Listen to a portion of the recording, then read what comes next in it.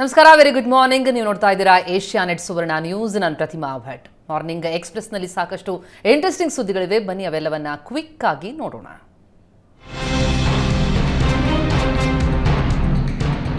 ವಿಪಕ್ಷಗಳ ಮೂಡಾ ಅಸ್ತ್ರಕ್ಕೆ ಪ್ರತ್ಯಸ್ತ್ರ ಹೆಣದ ಸಿದ್ದರಾಮಯ್ಯ. ಮೂಡಾ ವಿರುದ್ಧ ಅಹಿಂದ ಅಸ್ತ್ರ ಪ್ರಯೋಗಕ್ಕೆ ಸಿದ್ಧತೆ ನಡೆಸಿದ್ದಾರೆ. ಜಾತಿ ಗಣತಿ ವರದಿ ಮುನ್ನೆಲೆಗೆ ತಂದು ಈ ಮೂಲಕ ಅಹಿಂದ ಸಮುದಾಯ ಒಗ್ಗೂಡಿಸಲು ಪ್ಲಾನ್ ರೂಪಿಸಿದ್ದಾರೆ. ಹಿಂದುಳಿದ ನಾಯಕರ ಸಭೆಯಲ್ಲೇ ಮಹತ್ವದ ಚರ್ಚೆಯಾಗಿದೆ. ಸೋಮವಾರ ಹಿಂದುಳಿದ ನಾಯಕರು ಸಿಎಂ ಭೇಟಿಯಾಗಿ ಸಿಎಂಗೆ ಜಾತಿ ಗಣತಿ ವರದಿ ಮಂಡನೆಗೆ ಒತ್ತಾಯ ಮಾಡಲಿದ್ದಾರೆ.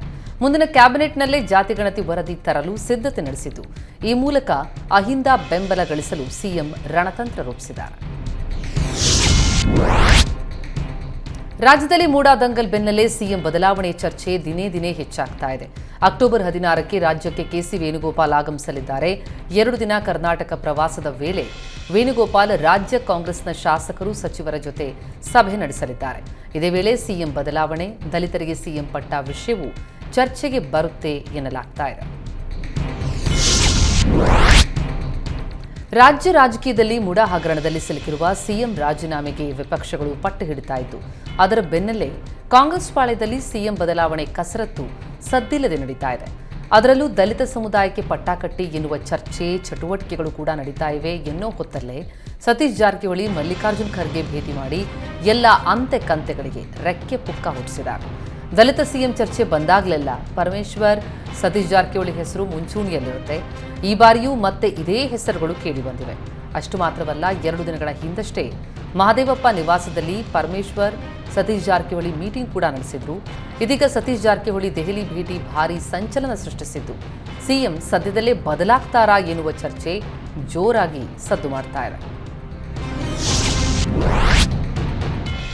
ಮೂಡಾ ಪ್ರಕರಣದಲ್ಲಿ ಬಿಜೆಪಿ ಮತ್ತು ದೋಸ್ತಿಗಳ ನಡುವಿನ ವಾರ್ ಜೋರಾಗಿದೆ. ಸಿಎಂ ರಾಜೀನಾಮೆಗೆ ಆಗ್ರಹಿಸಿದ ಮೈತ್ರಿ ನಾಯಕರಿಗೆ ಸಚಿವ ಬೋಸರಾಜು ತಿರುಗೇಟು ಕೊಟ್ಟಿದ್ದಾರೆ. ಸಿಎಂ ಪತ್ನಿ 14 ಸೈಟ್ಗಳನ್ನು ಮೂಡಾಗೆ ಸರೆಂಡರ್ ಮಾಡಿದ್ದಕ್ಕೆ ಅಂತ ಎಚ್ಡಿಕೆ ಅಶೋಕ್ ಪ್ರಶ್ನಿಸ್ತಾರೆ. ತಾವೇನು ಮಾತಾಡ್ತಿದ್ದೀವಿ ಅಂತ ಅವರಿಗೆ ಗೊತ್ತಿಲ್ಲ, ಸುಮ್ಮನೆ ಹುಚ್ಚರಂತೆ ಒದರಾಡ್ತಿದ್ದಾರೆ ಅಂತ ಆಕ್ರೋಶ ವ್ಯಕ್ತಪಡಿಸಿದ್ರು. ಸೈಟ್ ವಾಪಸ್ ನೀಡಿದ್ದಕ್ಕೆ ಇವರಿಗೆ ಬೇರೆ ವಿಷಯವೇ ಇಲ್ಲದಂತಾಗಿದೆ, ಹೀಗಾಗಿ ಹುಚ್ಚರಂತೆ ವರ್ತಿಸ್ತಾ ಇದ್ದಾರೆ ಅಂತ ಸಚಿವ ಬೋಸರಾಜು ಲೇವಡಿ ಮಾಡಿದ್ದಾರೆ. ಇವರಿಗೆ ಸರ್ಕಾರವನ್ನು ಅಭದ್ರಗೊಳಿಸೋದು ಬಿಟ್ಟು ಬೇರೇನೂ ಗೊತ್ತಿಲ್ಲ. ಜನರ ಆಶೀರ್ವಾದದಿಂದ ಅಧಿಕಾರಕ್ಕೆ ಬಂದ ಸರ್ಕಾರವನ್ನು ಅಸ್ಥಿರಗೊಳಿಸಲು ಪ್ರಯತ್ನಿಸ್ತಾ ಇದ್ದಾರೆ. 14 ಜನ ಶಾಸಕರನ್ನು ಸಂಪರ್ಕಿಸಿ 100 ಕೋಟಿ ಆಮಿಷ ಒಡ್ಡಿದ್ರು. ಒಪ್ಪದೇ ಇದ್ದಾಗ ಇಡಿ ದುರ್ಬಳಕೆ ಮಾಡಿಕೊಳ್ತಾ ಇದ್ದಾರೆ. ಸಿಎಂ ಯಾವುದೇ ತಪ್ಪು ಮಾಡಿಲ್ಲ, ಆರೋಪ ಮುಕ್ತರಾಗಿ ಬರ್ತಾರೆ ಅಂತ ಸಚಿವ ಬೋಸರಾಜು ವಿಶ್ವಾಸ ವ್ಯಕ್ತಪಡಿಸಿದ್ದಾರೆ. ಮೂಡಾ ಹಗರಣದಲ್ಲಿ ಸಿಲುಕಿರುವ ಸಿದ್ದರಾಮಯ್ಯ ಚಾಮುಂಡೇಶ್ವರಿಯ ಆಶೀರ್ವಾದದಿಂದ ಆರೋಪ ಮುಕ್ತರಾಗ್ತಾರೆ ಅಂತ ಮಾಜಿ ಸಂಸದ ಡಿಕೆ ಸುರೇಶ್ ಹೇಳಿದ್ದಾರೆ. ಸಿದ್ದರಾಮಯ್ಯನವರೇ ನಮ್ಮ ನಾಯಕರು, ಸಿದ್ದರಾಮಯ್ಯ ಅವರನ್ನು ಅಲ್ಲಾಡಿಸಲು ಯಾರಿದ್ರೂ ಸಾಧ್ಯ ಇಲ್ಲ. 5 ವರ್ಷ ಸಿದ್ದರಾಮಯ್ಯ ಸಿಎಂ ಆಗಿರಬೇಕು ಅನ್ನೋದು ನಮ್ಮ ಬಯಕೆ ಅಂತ ಡಿಕೆ ಸುರೇಶ್ ಹೇಳಿದರು. ಇದೇ ಸಂದರ್ಭದಲ್ಲಿ ಸಿಎಂ ಪರ ನಿಂತ ಜಿಟಿಡಿ ಬಗ್ಗೆಯೂ ಪ್ರತಿಕ್ರಿಯಿಸಿದ ಡಿಕೆ ಸುರೇಶ್, ಜಿಟಿ ದೇವೇಗೌಡ ಮಾತನಾಡೋದಕ್ಕೆ ಸ್ವತಂತ್ರರು, ಅವರು ವಾಸ್ತವ ಒಪ್ಪಿಕೊಂಡಿದ್ದಾರೆ. ಬಿಜೆಪಿ ಅವಧಿಯಲ್ಲೇ ಸೈಟ್ ಹಂಚಿಕೆಯಾಗಿದೆ, ಅದನ್ಯಾಕೆ ದೊಡ್ಡದು ಮಾಡ್ತಿದ್ದಾರೆ ಅಂತ ಜಿಟಿಡಿ ಹೇಳಿದ್ದಾರೆ. ಅದರಲ್ಲಿ ತಪ್ಪೇನು ಅಂತ ಡಿಕೆ ಸುರೇಶ್ ಪ್ರಶ್ನಿಸಿದ್ದಾರೆ.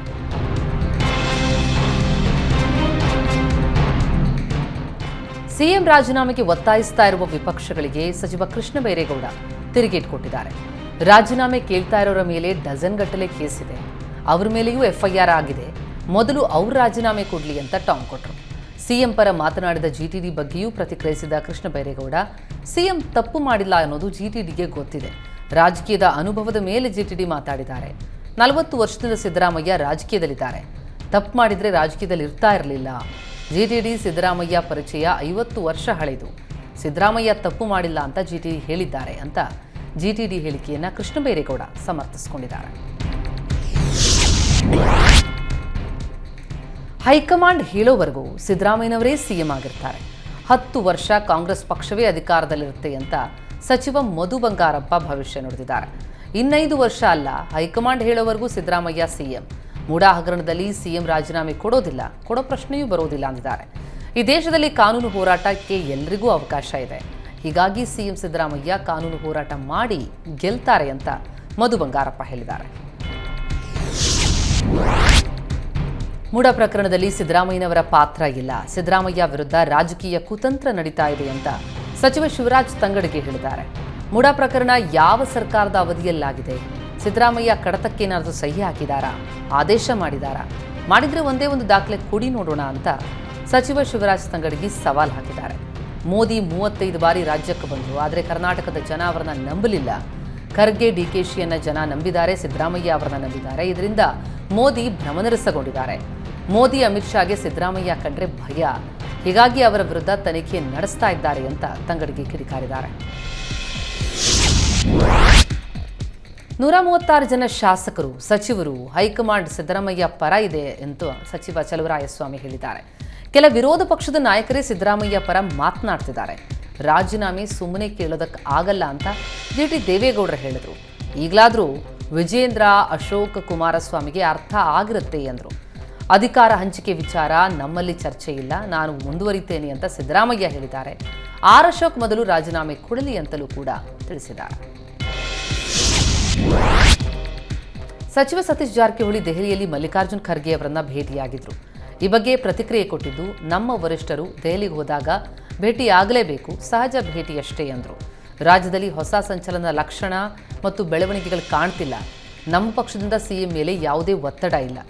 2 ತಿಂಗಳಿನಿಂದ ವಿರೋಧ ಪಕ್ಷಗಳು ಮಾತ್ರ ಒತ್ತಡ ಹಾಕ್ತಾ ಇವೆ. ಕಾನೂನು ರೀತಿಯಲ್ಲಿ ಹೋರಾಟ ಮಾಡೋದಕ್ಕೆ ತೀರ್ಮಾನ ಮಾಡಿದ್ದೀವಿ. ಇಡೀ ಪ್ರಕರಣ ದಾಖಲಿಸಿ ತನಿಖೆ ಮಾಡಲಿ, ಸತ್ಯಾಂಶ ಹೊರಬರುತ್ತೆ ಎಂದರು.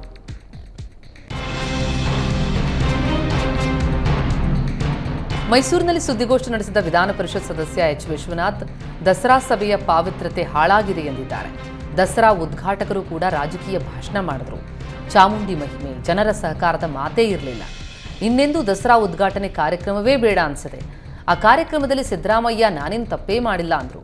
ಈ ಪರಾಕ್ರಮ ನೋಡಿದ್ರೆ ಜಿಟಿ ದೇವೇಗೌಡರು ಮೂಡ ಫಲಾನುಭವಿ ಇರಬೇಕು ಅನ್ಸುತ್ತೆ.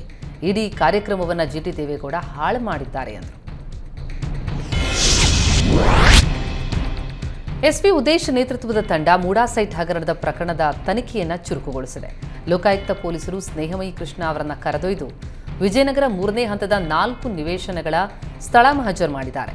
ಸಿಎಂ ಪತ್ನಿ ವಾಪಸ್ ಕೊಟ್ಟ ವಿಜಯನಗರದ ಡಿ ಬ್ಲಾಕ್ನಲ್ಲಿ 4 ಸೈಟ್, ಸಿ ಬ್ಲಾಕ್ನಲ್ಲಿ 1 ಸೈಟ್, ವಿಜಯನಗರ 3ನೇ ಹಂತ ಸಿ ಬ್ಲಾಕ್ನಲ್ಲಿರುವ ಸೈಟ್ನಲ್ಲಿ ಪರಿಶೀಲನೆ ನಡೆಸಿದ್ರು.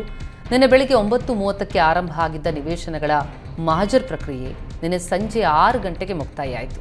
ಸ್ಥಳದಲ್ಲಿ ಮಹಜರ್ ನಡೆಸಿ ಪಂಚನಾಮೆ ಪತ್ರಗಳಿಗೆ ಸಾಕ್ಷಿಗಳ ಸಹಿಯನ್ನ ಲೋಕಾಯುಕ್ತ ಅಧಿಕಾರಿಗಳು ಪಡೆದಿದ್ದಾರೆ. ಜಾತಿ ಗಣತಿ ಅನುಷ್ಠಾನ ಮಾಡಬೇಕು ಎನ್ನುವ ಸಿಎಂ ಆರ್ಥಿಕ ಸಲಹೆಗಾರ ಬಸವರಾಜ ರಾಯರೆಡ್ಡಿ ಹೇಳಿಕೆಗೆ ಪ್ರತಿಕ್ರಿಯೆ ಕೊಟ್ಟ ಸಿಎಂ, ರಾಯರೆಡ್ಡಿ ಈ ಬಗ್ಗೆ ನನ್ನ ಜೊತೆ ಚರ್ಚೆ ಮಾಡಿದ್ದು ನಿಜ. ಕ್ಯಾಬಿನೆಟ್ನಲ್ಲಿ ಚರ್ಚೆ ಮಾಡಬೇಕು, ಅದಕ್ಕೆಲ್ಲ ಸಮಯ ತೆಗೆದುಕೊಳ್ಳುತ್ತೆ. ಒಳ ಮೀಸಲಾತಿ ಬಗ್ಗೆ ಸುಪ್ರೀಂ ಕೋರ್ಟ್ ನಿರ್ಧಾರ ಹೇಳಿದೆ, ಅದರ ಬಗ್ಗೆಯೂ ಚರ್ಚೆ ಮಾಡ್ತೇವೆ ಎಂದರು.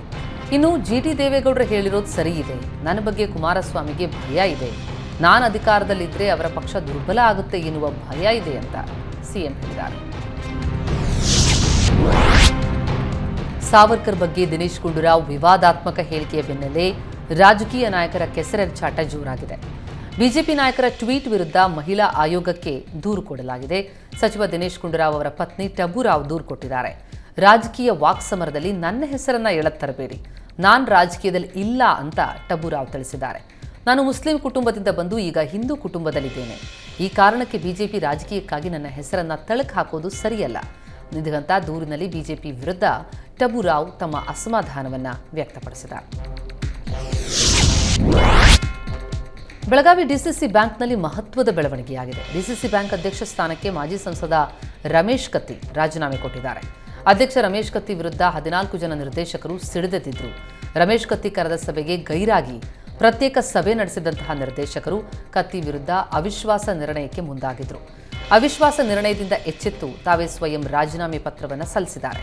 ಕಳೆದ 41 ವರ್ಷಗಳಿಂದ ಸತತ ನಿರ್ದೇಶಕರಾಗಿರುವ ರಮೇಶ್ ಕತ್ತಿ 6 ಸಲ ಅಧ್ಯಕ್ಷರಾಗಿ ಬ್ಯಾಂಕ್ ಜವಾಬ್ದಾರಿಯನ್ನ ನಿರ್ವಹಿಸಿದರು. ರೇಣುಕಾಸ್ವಾಮಿ ಕೊಲೆ ಕೇಸಲ್ಲಿ ನಟ ದರ್ಶನ್ ಜೈಲು ಸೇರಿ ಬರೋಬ್ಬರಿ 105 ದಿನಗಳೇ ಆಗಿದೆ. ಬಳ್ಳಾರಿ ಜೈಲಲ್ಲಿ ಟಿವಿ ಮುಂದೆ ಕುಳಿತು ಜಾಮೀನಿಗಾಗಿ ಚಡಪಡಿಸ್ತಾ ಇದ್ದ ಕಿಲ್ಲಿಂಗ್ ಸ್ಟಾರ್ಗೆ ಮತ್ತೆ ಆಘಾತ. ಇವತ್ತು ಮಧ್ಯಾಹ್ನ 12:30ಕ್ಕೆ ಕೋರ್ಟ್ ವಿಚಾರಣೆಯನ್ನ ಮುಂದೂಡಿದೆ. ಬಳ್ಳಾರಿ ಜೈಲಲ್ಲೇ ದರ್ಶನ್ ದಿನ ಕಳಿಬೇಕಿದೆ. 57ನೇ ಸೆಷನ್ಸ್ ಕೋರ್ಟ್ನಲ್ಲಿ ದರ್ಶನ್ ಪರ ವಕೀಲ ಸಿವಿ ನಾಗೇಶ್ ಪ್ರಬಲ ವಾದ ಮಂಡಿಸಿದರು. ಚಾರ್ಜ್ ಶೀಟ್ನಲ್ಲಿರುವ ಲೋಪಗಳನ್ನು ಉಲ್ಲೇಖಿಸಿದರು. ಪಟ್ಟಣಗೆರೆಯಲ್ಲಿ ನಡೆದ ಮಹಜರ್ ಲೋಪಗಳನ್ನು ಪ್ರಸ್ತಾಪಿಸಿ ಸಿವಿ ನಾಗೇಶ್ ರೇಣುಕಾಸ್ವಾಮಿ ಕೊಲೆಯಲ್ಲಿ ದರ್ಶನ್ ಪಾತ್ರ ಇಲ್ಲವೇ ಇಲ್ಲ ಅಂತ ವಾದ ಮಾಡಿದ್ದಾರೆ. ಇನ್ನು ದರ್ಶನ್ ಪರ ವಕೀಲ ನಾಗೇಶ್ ಅವರ ವಾದ ಮುಗಿದ ಬಳಿಕ ಇದಕ್ಕೆಲ್ಲ ಉತ್ತರ ಕೊಡ್ತೇನೆ ಅಂತ ಎಸ್ಪಿಪಿ ಪ್ರಸನ್ನಕುಮಾರ್ ಕೋರ್ಟ್ಗೆ ತಿಳಿಸಿದ್ದಾರೆ. A1 ಆರೋಪಿಯಾದ ಪವಿತ್ರ ಗೌಡ ಜಾಮೀನು ಅರ್ಜಿಯ ಜೊತೆಗೆ ಉಳಿದೆಲ್ಲ ಅರ್ಜಿಗಳ ವಿಚಾರಣೆ ಕೂಡ ಇವತ್ತೇ ನಡೆಯಲಿದೆ. ಹಾಸನ ಮಾಜಿ ಸಂಸದ ಪ್ರಜ್ವಲ್ ರೇವಣ್ಣ ಪೆನ್ಡ್ರೈವ್ ಹಂಚಿದ ಪ್ರಕರಣಕ್ಕೆ ಸಂಬಂಧಪಟ್ಟಂತೆ ಕಾರು ಚಾಲಕ ಕಾರ್ತಿಕ್ ವಿರುದ್ಧ ದೂರು ದಾಖಲಾಗಿತ್ತು. ನಿರೀಕ್ಷಣಾ ಜಾಮೀನಿಗಾಗಿ ಪ್ರಕರಣದ ಆರೋಪಿ ಪುಟ್ಟರಾಜು, ಪ್ರಜ್ವಲ್ ಕಾರು ಚಾಲಕ ಕಾರ್ತಿಕ್ ಅರ್ಜಿ ಸಲ್ಲಿಸಿದ್ರು. ಇದೀಗ ನ್ಯಾಯಮೂರ್ತಿ ಸೂರ್ಯಕಾಂತ್ ನೇತೃತ್ವದ ಪೀಠದಿಂದ ನಿರೀಕ್ಷಣಾ ಜಾಮೀನು ಮಂಜೂರಾಗಿದೆ. ಬಿಜೆಪಿ ನಡೆಸ್ತಾ ಇರುವ ಸದಸ್ಯ ಅಭಿಯಾನ ಬಿರುಸಿನಿಂದ ಸಾಗಿದ್ದು, ಮೀನುಗಾರ ಸಮುದಾಯವನ್ನು ಟಾರ್ಗೆಟ್ ಮಾಡಿಕೊಂಡಿರುವ ಬಿಜೆಪಿ ಮಾರುಕಟ್ಟೆಗಳಿಗೆ ತೆರಳಿ ನೇರ ಅಭಿಯಾನ ನಡೆಸ್ತಾ ಇದೆ. ಬಿಜೆಪಿ ಯುವ ಮೋರ್ಚಾ ಉಡುಪಿ ಜಿಲ್ಲಾ ಅಧ್ಯಕ್ಷ ಪೃಥ್ವಿರಾಜ್ ಶೆಟ್ಟಿ ಬಿಲ್ಲಾಡಿ ನೇತೃತ್ವದಲ್ಲಿ ಉಡುಪಿ ನಗರದ ಮೀನು ಮಾರುಕಟ್ಟೆ, ರಿಕ್ಷಾ ನಿಲ್ದಾಣ, ಅಂಗಡಿ ಮುಂಗಟ್ಟುಗಳಲ್ಲಿ ಬಿಜೆಪಿ ಸದಸ್ಯತ್ವ ಅಭಿಯಾನ ಕಾರ್ಯಕ್ರಮ ನಡೆಯಿತು. ಈ ಸಂದರ್ಭದಲ್ಲಿ 300ಕ್ಕೂ ಹೆಚ್ಚು ಸಾರ್ವಜನಿಕರು ಮಿಸ್ ಕಾಲ್ ಕೊಟ್ಟು ಬಿಜೆಪಿ ಸದಸ್ಯತ್ವ ಪಡೆದಿದ್ದಾರೆ. ಶ್ರೀರಂಗಪಟ್ಟಣದಲ್ಲಿ ದಸರಾ ಸಂಭ್ರಮ ಕಳೆಗಟ್ಟಿದೆ. ನಿನ್ನೆ ಮಧ್ಯಾಹ್ನ 3:24ಕ್ಕೆ ಪುಷ್ಪಾರ್ಚನೆ ಸಲ್ಲಿಸುವ ಮೂಲಕ ನಟ ಶಿವರಾಜ್ ಕುಮಾರ್ ಚಾಲನೆ ಕೊಟ್ಟರು. ಮರದ ಅಂಬಾರಿಯ ಮೇಲೆ ಚಾಮುಂಡೇಶ್ವರಿ ಉತ್ಸವ ಮೂರ್ತಿಯನ್ನು ಹೊತ್ತು ಸಾಗಿದ ಮಹೇಂದ್ರ ಆನೆಗೆ ಕುಮ್ಕಿ ಆನೆಗಳಾದ ಲಕ್ಷ್ಮಿ ಮತ್ತು ಹಿರಣ್ಯ ಸಾಥ್ ಕೊಟ್ಟಿವೆ. ರಸ್ತೆಯ ಎರಡೂ ಬದಿಯಲ್ಲಿ ನಿಂತು ಜನರು ಜಂಬೂ ಸವಾರಿಯನ್ನು ಕಣ್ತುಂಬಿಕೊಂಡರು. ಶ್ರೀರಂಗನಾಥ ದೇವಾಲಯದವರೆಗೂ ಜಂಬೂ ಸವಾರಿ ಸಾಗಿತು. 50ಕ್ಕೂ ಹೆಚ್ಚು ಕಲಾ ತಂಡಗಳು ಜಂಬೂ ಸವಾರಿಗೆ ಮೆರವಣಿಗೆಯನ್ನು ಮೆರುಗು ಹೆಚ್ಚಿಸಿವೆ. ಸಿಂಧನೂರಿನಲ್ಲಿ ದಸರಾ ಉತ್ಸವದ ಸಮಾರಂಭ ಕಳೆಗಟ್ಟಿದ್ದು, ದಸರಾ ಕಾರ್ಯಕ್ರಮವನ್ನು ಸಿಎಂ ಸಿದ್ದರಾಮಯ್ಯ ಉದ್ಘಾಟಿಸಿದ್ದಾರೆ. ಸಿಎಂಗೆ ಸಚಿವ ಬೋಸರಾಜ್, ಎಚ್.ಕೆ. ಪಾಟೀಲ್, ಸಚಿವ ಶಿವರಾಜ ತಂಗಡಗಿ ಸೇರಿದಂತೆ ಅನೇಕ ನಾಯಕರು ಸಾಥ್ ಕೊಟ್ಟರು. ಡೊಳ್ಳು ಕುಣಿತ, ಆರತಿ, ಹೂವಿನ ಮಳೆ ಸುರಿಸಿ ಸಿಎಂಗೆ ಸ್ವಾಗತ ಕೋರಲಾಯಿತು. ಮೊಟ್ಟ ಮೊದಲ ಬಾರಿಗೆ ಸಿಂಧನೂರು ದಸರಾ ಉತ್ಸವ ಸಮಿತಿ ದಸರಾ ಉತ್ಸವ ಕಾರ್ಯಕ್ರಮವನ್ನು ಆಯೋಜನೆ ಮಾಡಿದೆ.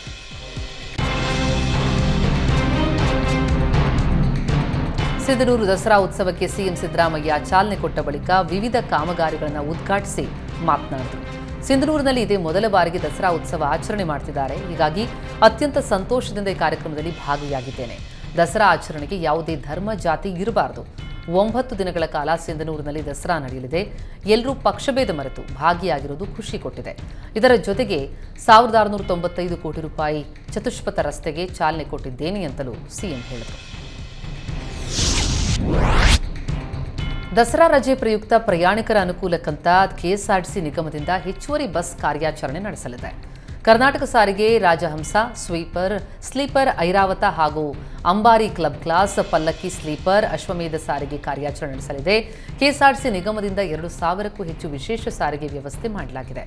ಅಕ್ಟೋಬರ್ 9ರಿಂದ 12ರವರೆಗೆ ಬೆಂಗಳೂರಿನಿಂದ ರಾಜ್ಯದ ಮತ್ತು ಅಂತಾರಾಜ್ಯದ ವಿವಿಧ ಸ್ಥಳಗಳಿಗೆ ಬಸ್ಗಳು ಹೊರಡಲಿವೆ. ಇದೀಗ ವೋಲ್ವೋ ಬಸ್ಗಳಲ್ಲಿ ಇಲ್ಲ ಚಿಲ್ಲರೆ ಕಿರಿಕಿರಿ. ಕಂಡಕ್ಟರ್ ಪ್ರಯಾಣಿಕರ ನಡುವೆ ಚಿಲ್ಲರೆ ಕಿರಿಕಿರಿಗೆ ಬ್ರೇಕ್ ಹಾಕಿದೆ digital payment. Google pay, phone pay, Paytm ಮೂಲಕ ಹಣ ಪಾವತಿ ಮಾಡಿ ಟಿಕೆಟ್ ಪಡಿತಾ ಇದ್ದಾರೆ ಪ್ರಯಾಣಿಕರು. ಪ್ರಾರಂಭಿಕ ಹಂತದಲ್ಲಿ ಡಿಜಿಟಲ್ ಪೇಮೆಂಟ್ಗೆ ಪ್ರಯಾಣಿಕರು ಆಸಕ್ತಿ ತೋರಲಿಲ್ಲ. ಆದರೆ ಈಗ ವಜ್ರ, ವಾಯುವಜ್ರ ಬಸ್ಗಳಲ್ಲಂತೂ 40% ಮಂದಿ QR ಕೋಡ್ ಮೂಲಕ ಡಿಜಿಟಲ್ ಪೇಮೆಂಟ್ ಮಾಡಿ ಟಿಕೆಟ್ ಪಡೆದಿದ್ದಾರೆ. ತಿಂಗಳಿಗೆ 16 ಲಕ್ಷ ಪ್ರಯಾಣಿಕರು QR ಕೋಡ್ ಮೂಲಕ ಟಿಕೆಟ್ ಖರೀದಿಸ್ತಾ ಇದ್ದು, ತಿಂಗಳಿಗೆ 9 ಕೋಟಿ ಆದಾಯ ಡಿಜಿಟಲ್ ಟಿಕೆಟ್ ಮೂಲಕ ಬರ್ತಾ ಇದೆ. ಆದರೆ ಸಾಮಾನ್ಯ ಬಸ್ಗಳಲ್ಲಿ ಡಿಜಿಟಲ್ ಟಿಕೆಟ್ಗೆ ಪ್ರಯಾಣಿಕರು ನಿರಾಸಕ್ತಿ ತೋರುತ್ತಿದ್ದಾರೆ. ಬೀದರ್ ಜಿಲ್ಲೆಯಲ್ಲಿ ರೌಡಿ ಪರೇಡ್ನಲ್ಲಿ ರೌಡಿ ಶೀಟರ್ಗಳ ಎಸ್ಪಿ ಪ್ರದೀಪ್ ಕುಂಟಿ ಬೆವರಿಳಿಸಿದ್ರು. ನಗರದ ಪೊಲೀಸ್ ಪರೇಡ್ ಗ್ರೌಂಡ್ನಲ್ಲಿ ನಡೆದಂತಹ ರೌಡಿ ಪರೇಡ್ನಲ್ಲಿ ಮತ್ತೆ ಬಾಲ ಬಿಚ್ಚದಂತೆ ಖಡಕ್ ಎಚ್ಚರಿಕೆ ಕೊಟ್ಟಿದ್ದಾರೆ. ಜಿಲ್ಲೆಯ 966 ರೌಡಿ ಶೀಟರ್ಗಳು ಭಾಗಿಯಾಗಿದ್ದರು. ಜಿಲ್ಲೆಯಲ್ಲಿ ರೌಡಿಸಂ ಆಕ್ಟಿವಿಟಿ ಬಿಡಿ, ಇಲ್ಲವೇ ಕ್ರಮಕ್ಕೆ ರೆಡಿಯಾಗಿ ಅಂತ ಎಚ್ಚರಿಕೆ ಕೊಟ್ಟಿದ್ದಾರೆ. ಭಾರತೀಯ ಸೇನೆಯಲ್ಲಿ 24 ವರ್ಷ ಸೇವೆ ಸಲ್ಲಿಸಿ ನಿವೃತ್ತಿ ಹೊಂದಿ ಸ್ವಗ್ರಾಮಕ್ಕೆ ಆಗಮಿಸಿದ ಯೋಧನಿಗೆ ಭರ್ಜರಿ ಸ್ವಾಗತ ಕೋರಲಾಗಿದೆ. ಯೋಧ ಶರಣಪ್ಪ ಖವಾಸ್ತ್ ಗದಗ ಜಿಲ್ಲೆ ರೋಣ ತಾಲೂಕಿನ ಹೊಳೆಮಣ್ಣೂರು ಗ್ರಾಮದವರು.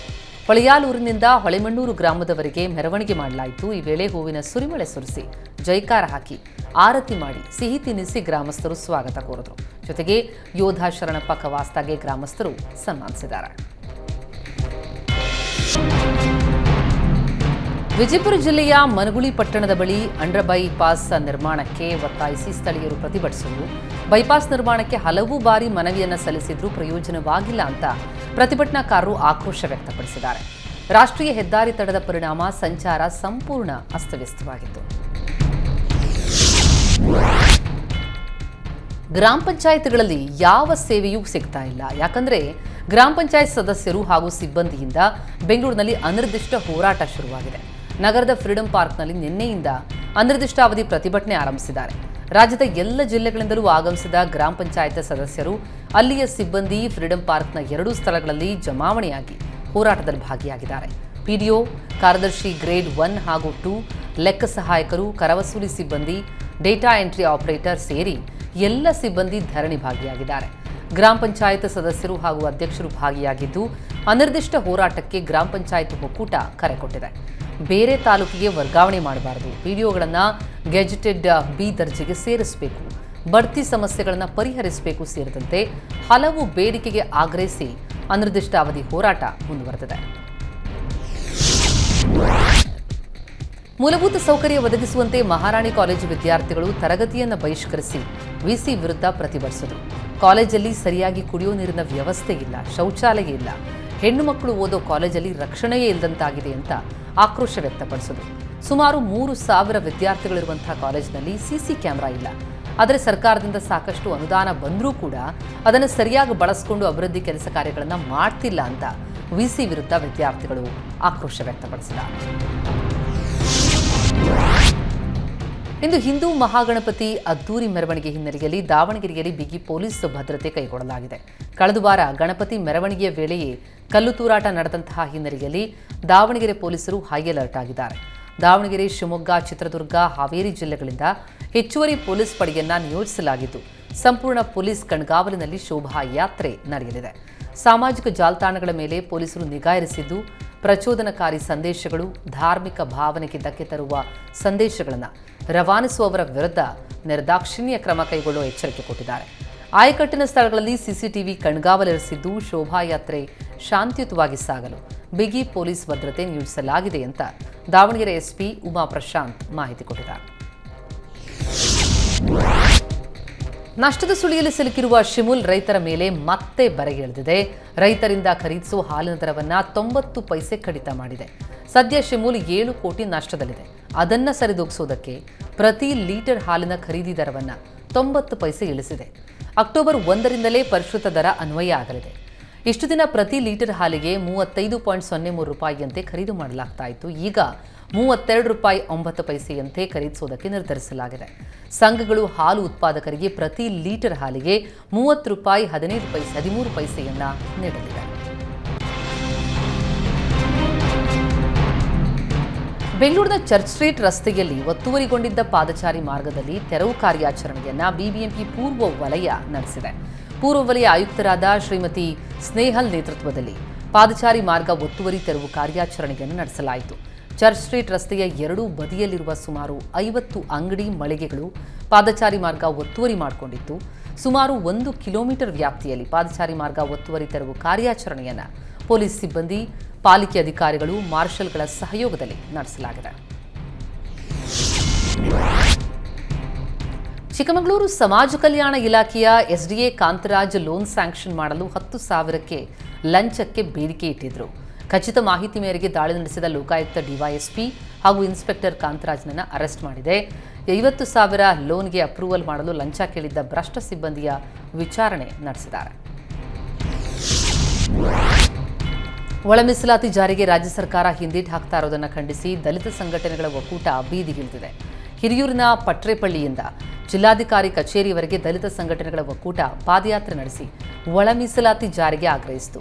ಜಿಲ್ಲಾಧಿಕಾರಿ ಕಚೇರಿಯ ಮುಂಭಾಗ ಜಮಾಯಿಸಿದ ದಲಿತ ಸಂಘಟನೆಯ 100 ಕಾರ್ಯಕರ್ತರು ಸರ್ಕಾರದ ವಿರುದ್ಧ ಧಿಕ್ಕಾರಕ್ಕೆ ಹೋಗಿ ಒಳ ಮೀಸಲಾತಿ ಜಾರಿ ವಿಳಂಬ ಮಾಡ್ತಾ ಇರೋದು ಖಂಡನೀಯ ಅಂತ ಕಿಡಿಕಾರಿದ್ದಾರೆ. ಶಾಲೆಗೆ ಹೋಗ್ತಾ ಇದ್ದ ಬಾಲಕನ ಮೇಲೆ ಬೀದಿ ನಾಯಿಗಳು ದಾಳಿ ನಡೆಸಿದ ಘಟನೆ ದಾವಣಗೆರೆಯ ರಜಾವಲ್ ಮುಸ್ತಾಫಜ್ ನಗರದಲ್ಲಿ ನಡೆದಿದೆ. 6 ವರ್ಷದ ಜಾಫರ್ ಸಾದಿಕ್ ತನ್ನ ಅಕ್ಕನ ಜೊತೆ ಶಾಲೆಗೆ ಹೋಗ್ತಾ ಇದ್ದ. ಈ ವೇಳೆ ಏಕಾಏಕಿ ಇಬ್ಬರ ಮೇಲೆ ಬೀದಿ ನಾಯಿಗಳು ದಾಳಿ ನಡೆಸಿವೆ. ಜಾಫರ್ ಕೈ, ಬೆನ್ನು ಸೇರಿದಂತೆ ಹಲವೆಡೆ ಗಾಯ ಆಗಿದೆ. ತಕ್ಷಣ ಅಲ್ಲಿದ್ದ ಸ್ಥಳೀಯರು ಬಾಲಕನ ರಕ್ಷಣೆ ಮಾಡಿದ್ದಾರೆ. ಪಾಲಿಕೆ ಅಧಿಕಾರಿಗಳ ವಿರುದ್ಧ ಕುಟುಂಬಸ್ಥರು ಆಕ್ರೋಶ ವ್ಯಕ್ತಪಡಿಸಿದ್ದಾರೆ. ಗಾಂಧಿನಗರ ಪೊಲೀಸ್ ಠಾಣೆಯಲ್ಲಿ ಪ್ರಕರಣ ದಾಖಲಾಗಿದೆ. ಬೀದರ್ ನಗರದಾದ್ಯಂತ ಬೀದಿ ನಾಯಿಗಳ ಹಾವಳಿ ಹೆಚ್ಚಾಗಿದೆ. ನಿಯಂತ್ರಣಕ್ಕೆ ಮುಂದಾಗದ ನಗರಸಭೆ ವಿರುದ್ಧ ಸಾರ್ವಜನಿಕರು ಆಕ್ರೋಶ ಹೊರಹಾಕ್ತಿದ್ದಾರೆ. ನಗರದ ಜಿಲ್ಲಾ ಕ್ರೀಡಾಂಗಣ, ಶಿವನಗರ, ಮೋಹನ್ ಮಾರ್ಕೆಟ್ ಸೇರಿದಂತೆ ನಗರದ ಹಲವೆಡೆ ಬೀದಿ ನಾಯಿಗಳು ಸಾರ್ವಜನಿಕರಿಗೆ ಕಿರಿಕಿರಿ ಉಂಟು ಮಾಡ್ತಾ ಇವೆ. ರಾತ್ರಿ ಹೊತ್ತು ಓಡಾಡೋದಕ್ಕೆ ಆತಂಕ ಪಡುವ ಸ್ಥಿತಿ ನಿರ್ಮಾಣ ಆಗಿದೆ. ಬೀದಿ ನಾಯಿಗಳ ಸಂತಾನಹರಣ ಚಿಕಿತ್ಸೆಗೆ ಮುಂದಾಗಬೇಕಾಗಿದ್ದ ನಗರಸಭೆ ನಿರ್ಲಕ್ಷ್ಯ ವಹಿಸಿದ್ರಿಂದ ಬೀದಿ ನಾಯಿಗಳ ಸಂತತಿ ವರ್ಷದಿಂದ ವರ್ಷಕ್ಕೆ ಹೆಚ್ಚುತ್ತಾ ಇದೆ. ಮತ್ತೊಂದೆಡೆ ಜಿಲ್ಲಾ ಕ್ರೀಡಾಂಗಣದಲ್ಲಿಯೂ ನಾಯಿಗಳು ಮಲಗ್ತಾ ಇದ್ದು ಕ್ರೀಡಾಪಟುಗಳು, ವಾಕಿಂಗ್ಗೆ ಬರುವ ಸಾರ್ವಜನಿಕರಿಗೆ ನಾಯಿ ದಾಳಿಯ ಭೀತಿ ಶುರುವಾಗಿದೆ. ಹೀಗಾಗಿ ಕೂಡಲೇ ನಗರಸಭೆ ಅಧಿಕಾರಿಗಳು ಬೀದಿ ನಾಯಿಗಳ ಹಾವಳಿಗೆ ಕಡಿವಾಣ ಹಾಕಬೇಕು ಅಂತ ಸ್ಥಳೀಯರು ಒತ್ತಾಯಿಸಿದ್ದಾರೆ.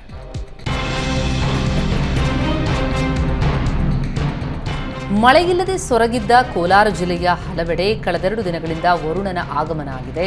ಮಳೆರಾಯನ ಎಂಟ್ರಿಯಿಂದ ಜಿಲ್ಲೆಯ ರೈತರು ಖುಷಿಯಾಗಿದ್ದಾರೆ. ಕಳೆದ ಜೂನ್ನಿಂದ ಮಳೆಗಾಲ ಆರಂಭ ಆಗಿದ್ರೂ ಮಳೆಯೇ ಇರಲಿಲ್ಲ. ಪರಿಣಾಮ ಬರದ ಛಾಯೆ ಎದುರಾಗಿತ್ತು.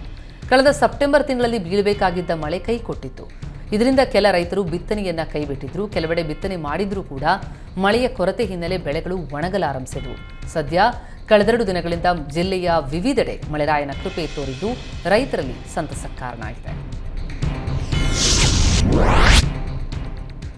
ಸುಪ್ರೀಂ ಕೋರ್ಟ್ ಮುಖ್ಯ ನ್ಯಾಯಮೂರ್ತಿ ಡಿವೈ ಚಂದ್ರಚೂಡ್ ಕುಟುಂಬ ಸಮೇತರಾಗಿ ಬಿಳಿಗಿರಿ ರಂಗನಬೆಟ್ಟ, ಹರಳುಕೋಟೆ ಆಂಜನೇಯ ಸನ್ನಿಧಿಗೆ ಭೇಟಿ ಕೊಟ್ಟರು. ಯಳಂದೂರು ತಾಲೂಕಿನಲ್ಲಿರುವ ಬಿಳಿಗಿರಿ ರಂಗನಾಥನಿಗೆ ವಿಶೇಷ ಪೂಜೆ ಮಾಡಿದರು. ಬಳಿಕ ಬಿಳಿಗಿರಿ ರಂಗನಬೆಟ್ಟದಿಂದ ಕೇಗುಡಿಗೆ ಬಂದು ಅರಣ್ಯ ಸೌಂದರ್ಯ ವೀಕ್ಷಿಸಿದರು. ಚಾಮರಾಜನಗರ ಹರಳುಕೋಟೆ ಆಂಜನೇಯ ಸನ್ನಿಧಿಗೆ ಭೇಟಿ ಕೊಟ್ಟು ಹನುಮನ ದರ್ಶನ ಪಡೆದು ಅರ್ಚನೆ ಮಾಡಿಸಿದರು. ಹರಳುಕೋಟೆ ಆಂಜನೇಯ ಸ್ವಾಮಿ ದೇಗುಲ ಬಬ್ರು ವಾಹನದಿಂದ ಸ್ಥಾಪಿತಗೊಂಡ ಮೂರ್ತಿ ಎಂಬ ನಂಬಿಕೆ ಇದ್ದು ಪುರಾಣ ಐತಿಹ್ಯ ಮತ್ತು ಇತಿಹಾಸ ಇದೆ. ಬೇರೆ ವಾಹನಕ್ಕೆ ಸೈಡ್ ನೀಡೋ ಬರದಲ್ಲಿ ಬಸ್ ಪಕ್ಕದ ಜಮೀನಿಗೆ ಉರುಳಿ ಬಿದ್ದ ಘಟನೆ ವಿಜಯಪುರ ಜಿಲ್ಲೆ ತಾಳಿಕೋಟೆ ತಾಲೂಕಿನ ಹಡಗಿನಾಳ ಗ್ರಾಮದಲ್ಲಿ ನಡೆದಿದೆ. ಅದೃಷ್ಟವಶಾತ್ ಯಾವುದೇ ಪ್ರಯಾಣಿಕರಿಗೂ ಕೂಡ ಪ್ರಾಣಾಪಾಯ ಆಗಿಲ್ಲ. ರಸ್ತೆ ಕಾಮಗಾರಿ ಪೂರ್ಣ ಮಾಡದ ಹಿನ್ನೆಲೆ ಬಸ್ ಜಮೀನಿಗೆ ಉರುಳಿ ಬಿತ್ತು ಅಂತ ಸ್ಥಳೀಯರು ಆಕ್ರೋಶ ವ್ಯಕ್ತಪಡಿಸಿದ್ದಾರೆ. ಕಾಫಿ ತೋಟದಲ್ಲಿ ಕೆಲಸ ಮಾಡ್ತಿರುವಾಗಲೇ ಕಾಡಾನೆಗಳ ಹಿಂಡು ಲಗ್ಗೆ ಇಟ್ಟಿದೆ. ಹಾಸನ ಜಿಲ್ಲೆ ಬೇಲೂರು ತಾಲೂಕಿನ ಲಕ್ಕುಂದದ ಕೊಡಗನಹಳ್ಳಿ ಎಸ್ಟೇಟ್ನ ಒಂದು ಕಡೆಯಿಂದ ಮತ್ತೊಂದು ಕಡೆಗೆ ಗಜಪಡೆ ದಾಟಿ ಹೋಗಿದೆ. ಈ ವೇಳೆ ಕಾರ್ಮಿಕರು ಮರಗಳ ಮರೆಯಲ್ಲಿ ನಿಂತು ರಕ್ಷಣೆ ಪಡ್ಕೊಂಡಿದ್ದಾರೆ. ಕಾಫಿ ತೋಟದೊಳಗೆ ಗಜಪಡೆ ಬೀಡು ಬಿಟ್ಟಿದ್ದು ಅರಣ್ಯ ಇಲಾಖೆ ಸಿಬ್ಬಂದಿ ಸ್ಥಳದಲ್ಲೇ ಮೊಕ್ಕಾಂ ಹೂಡಿದ್ದಾರೆ. ಕಾಡಾನೆಗಳ ಚಲನವಲನದ ಬಗ್ಗೆ ಸ್ಥಳೀಯರಿಗೆ ಮಾಹಿತಿ ಕೊಡ್ತಿದ್ದಾರೆ. ಕಾಡಾನೆ ಹಾವಳಿಯಿಂದ ಕಾರ್ಮಿಕರು ಆತಂಕದಲ್ಲಿ ಕೆಲಸ ಮಾಡ್ತಿದ್ದಾರೆ. ತಿರುಪತಿ ಲಡ್ಡು ವಿವಾದಕ್ಕೆ ಸಂಬಂಧಪಟ್ಟಂತೆ ಸುಪ್ರೀಂ ಕೋರ್ಟ್ ಮಹತ್ವದ ಆದೇಶ ಹೊರಡಿಸಿದೆ. ಪ್ರಸಾದ ಕಲಬೆರಕೆ ಆರೋಪದ ಕುರಿತು ತನಿಖೆಗೆ ಸಿಬಿಐ ಅಧಿಕಾರಿಗಳನ್ನು ಒಳಗೊಂಡ ಹೊಸ ತನಿಖಾ ತಂಡ ರಚಿಸಿದೆ. ಸುಪ್ರೀಂ ಕೋರ್ಟ್ ರಚಿಸಿರುವ ವಿಶೇಷ ತನಿಖಾ ತಂಡದಲ್ಲಿ 2 ಸಿಬಿಐ ಅಧಿಕಾರಿಗಳು, 2 ಆಂಧ್ರ ಪೊಲೀಸರು ಹಾಗೂ ಆಹಾರ ಗುಣಮಟ್ಟ ಇಲಾಖೆಯ ಹಿರಿಯ ಅಧಿಕಾರಿಯನ್ನ ಇದು ಒಳಗೊಂಡಿದೆ. ಆಂಧ್ರಪ್ರದೇಶ ಸರ್ಕಾರ ರಚಿಸಿದ್ದ ಎಸ್ಐಟಿಯ ಬದಲಿಗೆ ಸುಪ್ರೀಂ ಕೋರ್ಟ್ ರಚಿಸಿರುವ ಎಸ್ಐಟಿ ಪ್ರಸಾದ ಕಲಬೆರಕೆ ಬಗ್ಗೆ ತನಿಖೆ ನಡೆಸಲಿದೆ. ಈ ಮೂಲಕ ರಾಜ್ಯದ ಬದಲು ಕೇಂದ್ರದ ಅಧಿಕಾರಿಗಳ ಕಣ್ಗಾವಲಿನಲ್ಲಿ ತನಿಖೆಗೆ ಸುಪ್ರೀಂ ನಿರ್ದೇಶಿಸಿದೆ.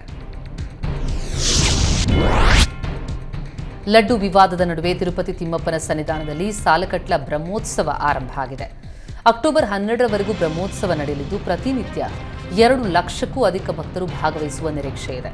9 ದಿನಗಳ ಕಾಲ ನಡೆಯುವ ವಾರ್ಷಿಕ ಬ್ರಹ್ಮೋತ್ಸವದಲ್ಲಿ ವಿವಿಧ ಧಾರ್ಮಿಕ ಕಾರ್ಯಕ್ರಮಗಳು ಜರುಗಲಿವೆ. ಟೀಂ ಇಂಡಿಯಾದ ವೇಗಿ ಮೊಹಮ್ಮದ್ ಶಮಿ ವಿರುದ್ಧ ಅವರ ಮಾಜಿ ಪತ್ನಿ ಹಸೀನ್ ಜಹಾನ್ ಮತ್ತೊಮ್ಮೆ ಗಂಭೀರ ಆರೋಪ ಮಾಡಿದ್ದಾರೆ. ಶಮಿ ತಮ್ಮ ಮಗಳು ಐರಾಳ ಬಗ್ಗೆ ಕಿಂಚಿತ್ತೂ ಕಾಳಜಿ ವಹಿಸ್ತಾ ಇಲ್ಲ, ಕೇವಲ ಶೋ ಆಫ್ ಮಾಡ್ತಿದ್ದಾರೆ ಅಂತ ಹಸೀನ್ ಹೇಳಿದ್ದಾರೆ. ಇತ್ತೀಚೆಗೆ ತಮ್ಮ ಮಗಳು ಐರಾ ಅವರನ್ನ ಭೇಟಿಯಾಗಿದ್ರು. ಮಗಳ ಜೊತೆ ಶಾಪಿಂಗ್ ಮಾಡಿ ಶಮಿ ಖುಷಿ ಪಟ್ಟಿದ್ರು. ಆ ವಿಡಿಯೋವನ್ನು ಮೊಹಮ್ಮದ್ ಶಮಿ ಸಾಮಾಜಿಕ ಜಾಲತಾಣದಲ್ಲಿ ಹಂಚಿಕೊಂಡ್ರು. ಆ ಹಿನ್ನೆಲೆಯಲ್ಲಿ ಹಸೀನ್ ಜಹಾನ್ ಶಮಿ ವಿರುದ್ಧ ಈಗ ಕಿಡಿಕಾರಿದ್ದಾರೆ. ನಮ್ಮ ಮೆಟ್ರೋ ಪ್ರಯಾಣಿಕರಿಗೆ ಬಿಎಂಆರ್ಸಿಎಲ್ ಮತ್ತೊಂದು ಶಾಕ್ ಕೊಡೋದಕ್ಕೆ ಮುಂದಾಗಿದೆ. 2ನೇ ಬಾರಿಗೆ ಮೆಟ್ರೋ ಟಿಕೆಟ್ ದರ ಏರಿಸಲು ಬಿಎಂಆರ್ಸಿಎಲ್ ಮುಂದಾಗಿದೆ. ಹಲವು ವರ್ಷದಿಂದ ಮೆಟ್ರೋ ಟಿಕೆಟ್ ದರ ಏರಿಕೆಯಾಗಿರಲಿಲ್ಲ. ಈಗ 15% 20% ಟಿಕೆಟ್ ದರ ಏರಿಕೆ ಮಾಡೋ ಸಾಧ್ಯತೆ ಇದೆ. ಟಿಕೆಟ್ ದರ ಏರಿಕೆಗೆ ಬಿಎಂಆರ್ಸಿಎಲ್ ದಿ ಫೇರ್ ಫಿಕ್ಸೇಷನ್ ಕಮಿಟಿಯನ್ನು ರಚಿಸಿದೆ. ಇದೊಂದು ಸ್ವತಂತ್ರ ಕಮಿಟಿ. ಪ್ರಯಾಣಿಕರ ಸಲಹೆ ಪಡೆದು ಟಿಕೆಟ್ ದರ ಏರಿಕೆಗೆ ಕಮಿಟಿ ಮುಂದಾಗಿದೆ. ಅಕ್ಟೋಬರ್ 21ರೊಳಗೆ ಪ್ರಯಾಣಿಕರು ತಮ್ಮ ಅಭಿಪ್ರಾಯ ತಿಳಿಸಲು BMRCL ಕಾಲಾವಕಾಶ ಕೊಟ್ಟಿದೆ. ರಾಜಧಾನಿ ಬೆಂಗಳೂರಿನಲ್ಲಿ ನೀರಿಗಾಗಿ ಹಾಹಾಕಾರ ಶುರುವಾಗಿದ್ದು, ಸರಿಯಾದ ಸಮಯಕ್ಕೆ ನೀರು ಬಿಡ್ತಿಲ್ಲ ಅಂತ ಪಡತ್ತೂರಿದ ನಿವಾಸಿಗಳು ಪ್ರತಿಭಟನೆ ನಡೆಸಿದ್ದಾರೆ. ಖಾಲಿ ಕೊಡ ಹಿಡಿದು ರಸ್ತೆ ತಡೆದು ಜಲಮಂಡಳಿ ಮತ್ತು ಸರ್ಕಾರದ ವಿರುದ್ಧ ಜನರು ಆಕ್ರೋಶ ವ್ಯಕ್ತಪಡಿಸಿದ್ದಾರೆ. ಕಾವೇರಿ 5ನೇ ಹಂತ ರೆಡಿಯಾಗ್ತಾ ಇದೆ ಅಂತ ಜಲಮಂಡಳಿ ಅಧಿಕಾರಿಗಳು ನೆಪ ಹೇಳ್ತಿದ್ದಾರೆ. ಆದರೆ ಕನೆಕ್ಷನ್ ಇರೋ ಏರಿಯಾಗಳಿಗೂ ಸರಿಯಾಗಿ ನೀರು ಕೊಡ್ತಿಲ್ಲ ಅಂತ ಸ್ಥಳೀಯರು ಆರೋಪಿಸಿದ್ದು ಜಲಮಂಡಳಿ ವಿರುದ್ಧ ಆಕ್ರೋಶ ವ್ಯಕ್ತಪಡಿಸಿದ್ದಾರೆ.